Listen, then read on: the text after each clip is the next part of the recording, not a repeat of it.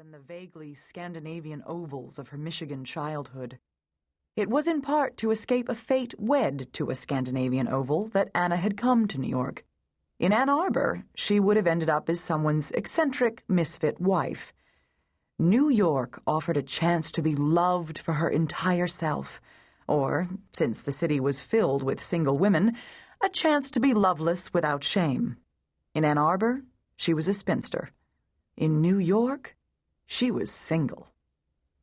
At age 32, Anna lived in a one-room apartment on Manhattan's Upper West Side.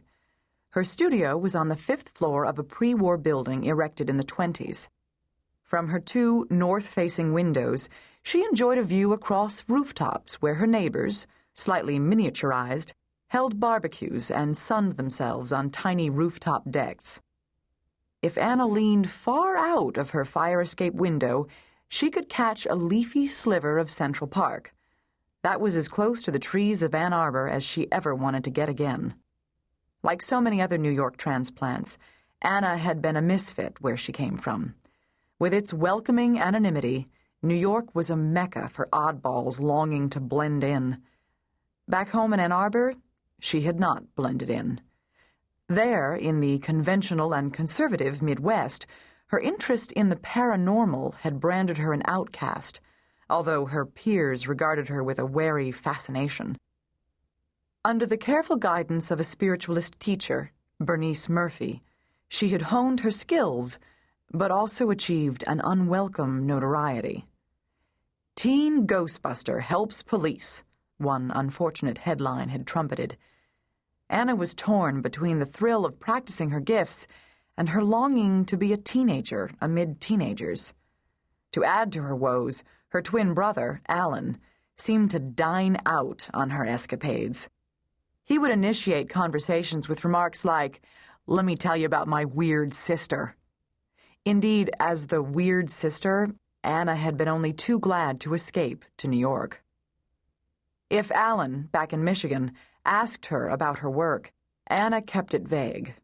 She knew he pictured crystal balls and tilting tables and envisioned her wearing a turban, as many of the storefront psychics along Lower Broadway in fact did.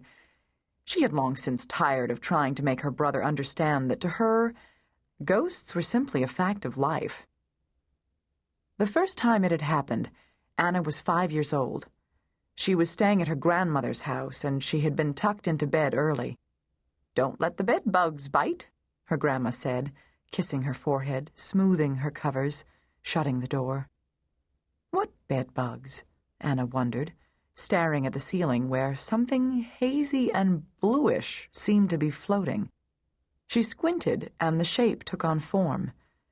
It was a woman, with her hair in ringlets around her face, wearing a high-collared dress that was clearly etched, although after the bodice the dress trailed into nothingness. Anna observed the ghost with astonishment. Handkerchief pressed to its lips, it appeared to be viewing her the same way. She should have been scared, but what she felt was curiosity. She watched with fascination to see what would happen next. She knew enough to know it was a ghost, but it didn't seem threatening in any way. It coughed into its lace handkerchief. Anna reached a hand from beneath the covers and extended it over to the night table where her grandmother had left a small bell. "A sick bell for emergencies, or if you need me." Anna rang the bell. The apparition smiled regretfully and started to fade. By the time her grandmother opened the door, it had vanished. As an introduction to the paranormal, it had felt, well, normal. But how would her brother feel if he knew that most Sunday afternoons, as a 30-something adult, she attended a tiny spiritualist church where a die-hard band of 6 to 8 worshippers gathered together and tried to receive messages from the other side? This prospect was made problematic since the church was actually a tiny rented rehearsal hall, mirrored along one wall with a rickety stand-up piano on which the minister, with her minimal piano skills, pecked and pounded out 19th century hymns. The ragged congregation raised its communal voice in scraggly song, but rarely succeeded in drowning out the opera singer who rented a